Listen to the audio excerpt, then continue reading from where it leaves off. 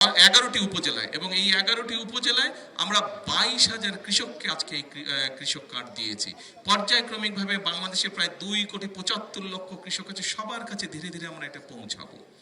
আপনারা দেখেছেন নির্বাচনের সময় আমরা বলেছিলাম যে বাংলাদেশের নারীদেরকে, মা বোনদেরকে যদি আমরা সহযোগিতা না করি, বিশেষ করে বাংলাদেশে 4 কোটির মতন পরিবার আছে, এই পরিবারগুলো যে নারী প্রধান আছে তাদেরকে স্বাবলম্বী করার জন্য আমরা ফ্যামিলি কার্ড দিতে চাই মায়েদের হাতে।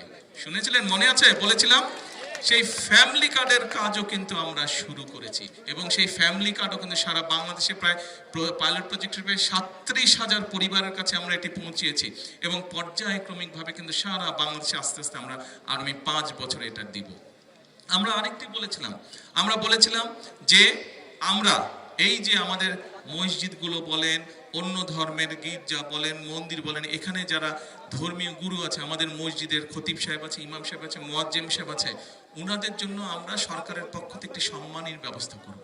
আপনাদের নিশ্চয়ই মনে আছে কিছুদিন আগে এই প্রতিশ্রুতিও কিন্তু কাজ আমরা শুরু করেছি। সারা বাংলাদেশে প্রায় 11,000 ইমাম, মুয়াজ্জিম, খতিব সহ অন্যান্য ধর্মের যারা ধর্মীয় গুরু আছে তাদের মধ্যে আমরা এই সম্মানী দেওয়ার কাজ শুরু করেছি।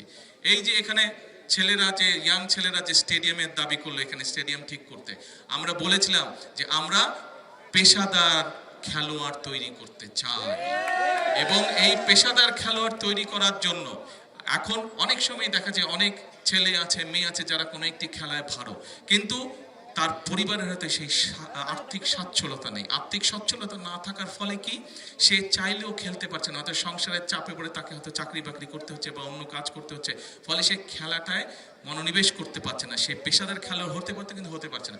কিন্তু আমরা সরকারের তরফ থেকে এরই মধ্যে পদক্ষেপ নিয়েছি যে যারা ভালো খেলোয়াড় হবে তাদেরকে আমরা সরকারের পক্ষ থেকে সম্মানের ব্যবস্থা করি, সেই কাজও আমরা শুরু করেছি।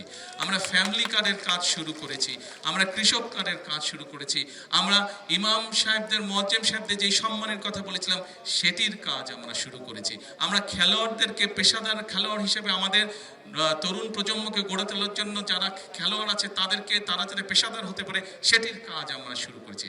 আরেকটি কথা আমরা বলেছিলাম, এই বাংলাদেশে একটি বিশাল বড় সমস্যা আছে, নদীমাতৃক দেশ। আমরা ছোটবেলা থেকে জানি যে বাংলাদেশ নদীমাতৃক দেশ, কিন্তু এখন অবস্থা এমন দাঁড়িয়েছে, আমরা জানি অনেক জায়গা আছে, গ্রামে গঞ্জে অনেক জায়গা আছে যেখানে বর্ষাকালে পর্যন্ত কৃষকরা পানির সুবিধা পায় না, পানি আসে না সেখানে। সেই জন্য আমরা বলেছি যে সেই বন্যার কারণেই হোক, কৃষকের সেচ সুবিধার কারণেই হোক, ভূগর্ভস্থ পানির স্তর নিচে নেমে যাবার কারণেই হোক, আমরা খাল খনন কর্মসূচি শুরু করব। সেই কর্মসূচির কাজও